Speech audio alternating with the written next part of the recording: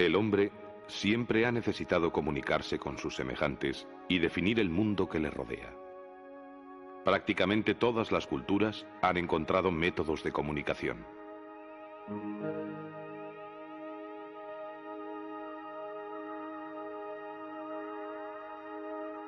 En la antigüedad, la cultura se almacenaba en la memoria y se transmitía mediante el lenguaje oral, posiblemente con la ayuda de algunos símbolos de naturaleza diversa. La invención de la escritura se considera un logro tan importante para la civilización que el momento de su aparición sirve para separar la historia y la prehistoria. La escritura permitió al hombre dejar constancia de su paso por la historia, de sus sentimientos, su forma de vida y sus costumbres. Iniciando el siglo X aparecen los escritores profesionales, se da la introducción del papel por los árabes. En el siglo XI se da la renovación de fondo y forma de los documentos, surge la escritura como testimonio. En el siglo XII, la aparición de molino de papel, más conocido como játiva, lleva a la gran difusión de este. Se dan los pergaminos que se conservaban para documentos muy importantes de las élites. Igualmente se unifica la escritura en Europa, se da la letra cursiva, mejor llamada minúscula diplomática. Durante el siglo X y el XIII se da la modificación de la directio de los documentos castellanos, se reclama por la oralidad, igualmente se da un gran paso de la oralidad a la escritura. La Alta Edad Media se caracteriza por la reclusión de la escritura en los monasterios. En la Edad Media, los monjes fueron los encargados de mantener y desarrollar la escritura. No creaban textos nuevos, sino que copiaban los ya existentes. Estos monjes medievales realizaban los trabajos encargados por la nobleza y el clero y utilizaban diferentes tipos de letras. En la Baja Edad Media, las letras, palabras e imágenes conformaron el triángulo de la comunicación. Se da el paso del alfabetismo de los escribas a la escritura de los artesanos. Igualmente, la escritura se concibe como la tecnología al servicio de la sociedad. Durante el siglo XV se da la difusión de la imprenta, sin embargo Petrarca lideró un cambio a la escritura humanística. En 1445, Johannes Gutenberg inventó la imprenta de tipos móviles. Estos tipos se hacían de metal y se unían formando páginas. Después se entintaban y se imprimían sobre hojas de papel con una prensa manual. El papel había sido inventado por los chinos y los árabes lo extendieron por Europa a través de España. Las primeras impresiones imitaban las elaboradas copias manuscritas, pero poco a poco fueron evolucionando.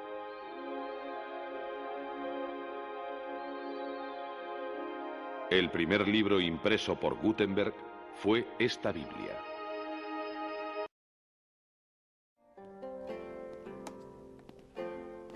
Hacia el año 1400 nacía en la ciudad alemana de Maguncia Johann Gutenberg. Unos 50 años después, está a punto de culminar un invento decisivo para la difusión del saber, la imprenta de tipos móviles. Maestro, los primeros tipos.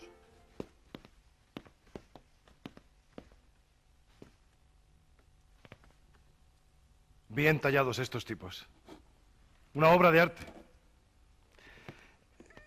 Con los rasgos reducidos en las letras, las ligaturas saldrán perfectas. Nadie podrá distinguir si han sido escritas a mano o impresas.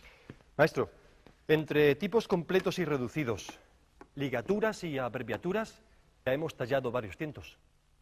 Para imprimir libros, aún tendremos que repetirlos 100, 1000, 10.000 veces. Será como fundir balas. Munición para combatir la ignorancia. No será una tarea fácil. Nos fiaremos de su habilidad con los moldes, señor fundidor, y de la nueva aleación. La aleación de estaño, plomo y antimonio es bastante blanda para no rasgar el papel y bastante dura como para aguantar muchas impresiones. Entonces, si el señor cajista ha terminado, ha llegado la hora de imprimir la primera página. Todo listo, maestro.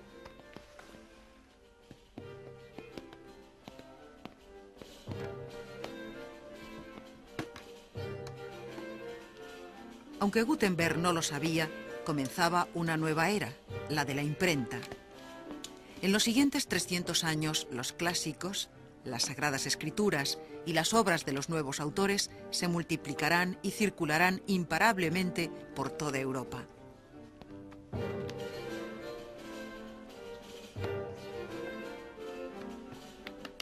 Los impresores alemanes llevaron su técnica a Italia, Francia, España, Inglaterra. En cada ciudad importante, en cada universidad, se instalaron prensas de tipos móviles.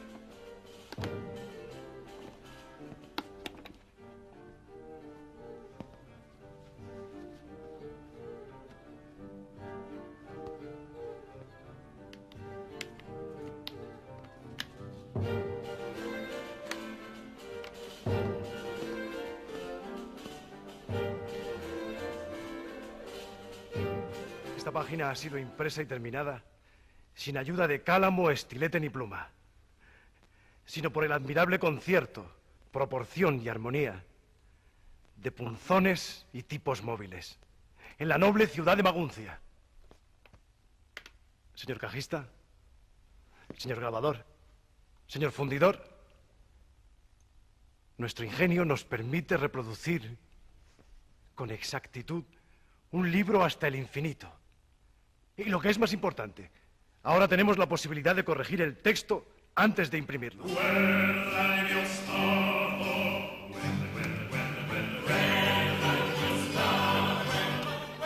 Derribadas las barreras para la difusión del conocimiento, ya nada sería igual que antes. A partir del momento en que Gutenberg imprimió el primer libro con tipos móviles, comenzó la construcción de un gigantesco laberinto de papel en el que las referencias de unos autores a otros tienden puentes invisibles a través del tiempo y el espacio.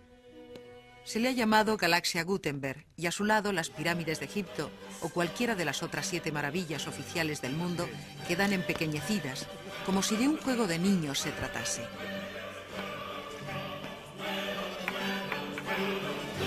En el siglo XVI, las tipologías gráficas, como la gótica, se implementaron y se da el uso de la pluma de animal biselada. Si en un primer momento se imitaron las caligrafías góticas de los copistas para conseguir resultados similares a los manuscritos, pronto la inspiración de la caligrafía humanista impuso los tipos redondos y cursivos romanos.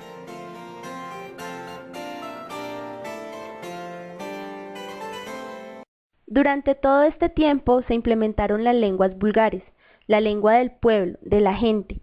Hubo gran difusión de esta lengua debido a los manuscritos bíblicos. El tema de la lengua vulgar escrita obtuvo su mayor reconocimiento con Antonio de Nebrija en el siglo XVI. A continuación, escucharemos un fragmento del poema escrito en el siglo VIII. Oíd, yo conozco la fama gloriosa que antaño lograron los reyes daneses, los hechos heroicos de nobles señores. A menudo los bancos tomábales Esquil, el hijo de Esquid, a la gente enemiga, infundía pavor el que fue recogido en penoso abandono. Consuelo le cupo, pues luego en la tierra con gloria vivió, y a todos los pueblos que habitan la orilla, del paso del pez a su mando los tuvo. Tributo le daban, era un rey excelente. La escritura se fue afianzando como un instrumento útil para las exigencias de gobierno, ejerciendo su poder a través de la cultura de la memoria escrita, evocando la creación de archivos. Así las monarquías podrían establecer en la memoria escrita sus bienes y derechos. La necesidad de la escritura se desplegó hacia usos políticos y administrativos, en Italia, Francia e Inglaterra. Y la escrituración de las leyes fue una de las primeras medidas para construir un sistema político. Los textos legales representaron la nueva sociedad de lo escrito, reconociendo el valor de los documentos como los diplomas de los reyes. Los laicos se sirvieron de los eclesiásticos para hacer sus documentos. Cuando se impuso la burocracia, lo hacían cancilleres, dando pie a la creación de las cancillerías como máxima autoridad escritural. Los notarios, quienes escribían los borradores de los documentos, y los escribanos, quienes finalmente terminaban el producto. Aparece en varios archivos de la producción documental, en Portugal, Castilla y en Navarra. Pero la Corona de Aragón tenía el liderazgo con la creación del Archivo Real, y en el siglo XIII existen referencias de la continuidad del archivo en distintos depósitos, hasta que en 1318 el rey Jaime II los unificó en Barcelona, y nace el Archivo Central de la monarquía. El acceso al conocimiento es una pieza clave en el proceso de extensión social. El burgués con su dinero compra poder y compra libros, y el proceso de copia manuscrita no basta para satisfacer una demanda que crece imparablemente. Los intentos para abaratar el proceso de copia y, sobre todo, para garantizar la exactitud de los textos, debemos suponer que se llevaron a cabo a lo largo y ancho de toda Europa.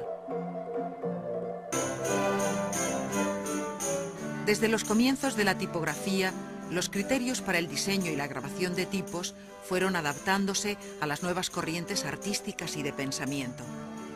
La lectura y la escritura estaban reservadas a los hombres. Sin embargo, cuando se dio inicio a la escritura de cartas de amor, poemas, se entendió que las mujeres podían leer, lo cual iba en contra de la norma. Los mercaderes tenían preferencia por la lectura científica, la medicina, la aritmética, la astronomía, entre otras, lo cual no estaba bien visto, pues muchos consideraban que estos conocimientos no podían estar bajo palabras vulgares y que estaban restringidas para gente del común y se limitaban a gente mal letrada. Por otro lado, se impuso la lectura silenciosa. Esto llevó a la lectura de libros poco apropiados. Se propagó la lectura de libros de censura, lo cual ocasionó la persecución de las ideas y la quema de libros. La imprenta, que había derribado las barreras para que los libros, las ideas y el conocimiento circularan entre las naciones, culminó el proceso de sustitución del latín, que durante la Edad Media había sido la lengua de la cultura. En su lugar, las diferentes lenguas nacionales salieron fortalecidas. La burguesía, que compraba libros impresos, no sabía o no quería leer sino en su propia lengua, y la creación de los estados modernos exigía un vehículo de expresión único y fuerte. Con la aparición de la imprenta se extiende y consolida la vida pública de los libros y su influencia en la fijación de las lenguas vernáculas.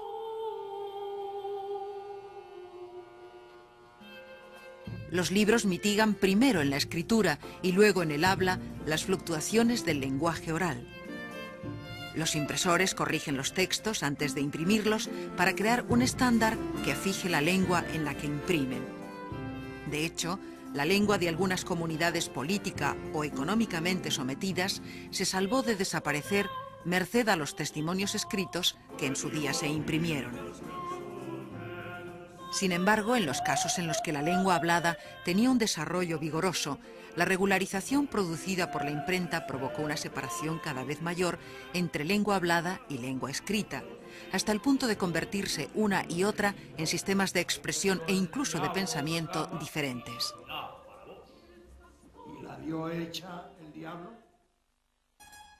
La imprenta extiende y consolida la doble vida de los libros, pública y privada. La lectura queda inscrita en un ámbito solitario de silencio y de diálogo interior, pero los lectores comparten una misma urdimbre de afinidades intelectuales, sobreentendidos y querellas. Un repertorio inagotable de vínculos y agravios afectivos que componen la historia secreta del hombre moderno. Todos los libros parecen formar un único libro infinito. Unos a otros se invocan, se refutan, se amplían. Tienden entre sí puentes invisibles a través del tiempo y pasadizos que comunican nuestras bibliotecas con las de otros lectores, formando un laberinto de papel. Hoy disfrutamos del resultado de un arduo trabajo de los hombres, siendo la lectura y la escritura un movimiento de transformación social y cultural que ahora nos corresponde.